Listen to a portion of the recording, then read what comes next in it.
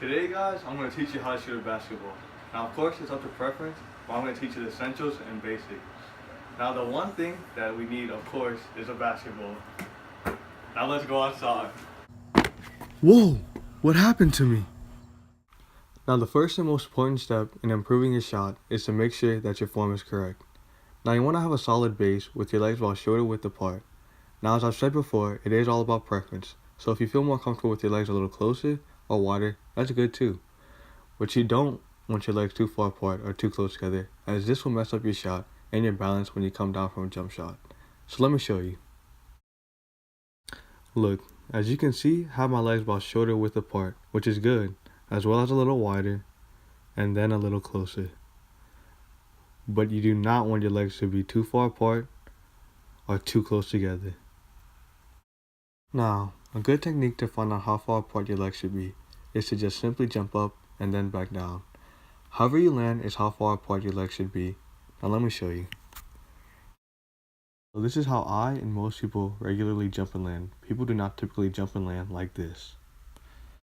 Now, the next step or sub point to improving your form is to make sure that your hands and arms are placed correctly when shooting.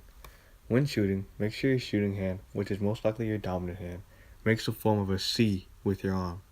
Once you have formed a C, next you will use your guide hand, which is most likely your non-dominant hand. With this hand, you will help guide the basketball to wherever you want it to go, as it is called the guide hand. After you have found your shooting hand and guide hand, you will need to find your shot pocket. Your shot pocket is where you're most comfortable with shooting the ball. You can shoot it from here, here, or even here, as it really doesn't matter and it's up to preference. Now let me show you. As you can see, I'm using my dominant hand to make a C. After this, I'm going to use my non-dominant hand as a guide, then follow through.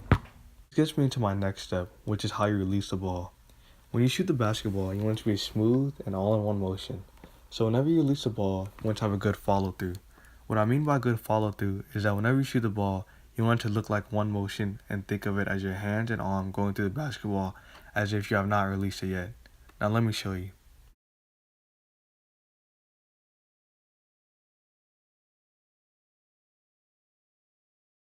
Now, when you follow through, you want your hand to be shaped like this, as this is the most effective way of getting that rotation and spin on the ball so that it can go in.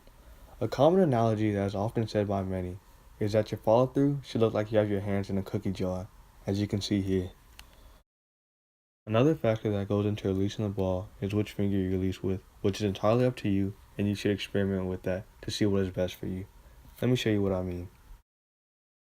You can release it with this finger, this finger, this finger, this finger, or even this finger. Now that we've gone over the two steps that incorporate your upper body, let's now go into the last step, which incorporates your lower body. Now the third step in improving your shot is in your legs. If you incorporate your legs into your shot, you will release tension from your shoulders and arms and have an equal distribution of it everywhere. If you do not incorporate your legs, you will have too much tension on your arms and shoulders.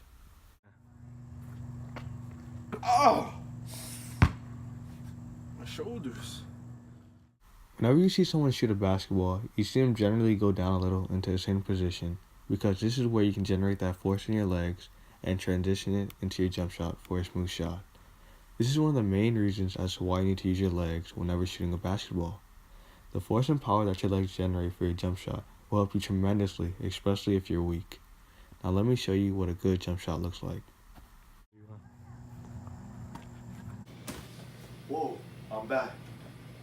Alright guys, after you incorporated your legs into your jump shot, you're ready to shoot a basketball.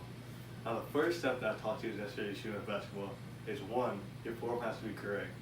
2, your release has to be smooth and all in one motion. And 3, you have to use your legs. These steps won't help you make it in the basket all the time, but I'm just trying to help you guys, improve your shot a little and, teach you the basics of shooting a basketball. So I thank you guys.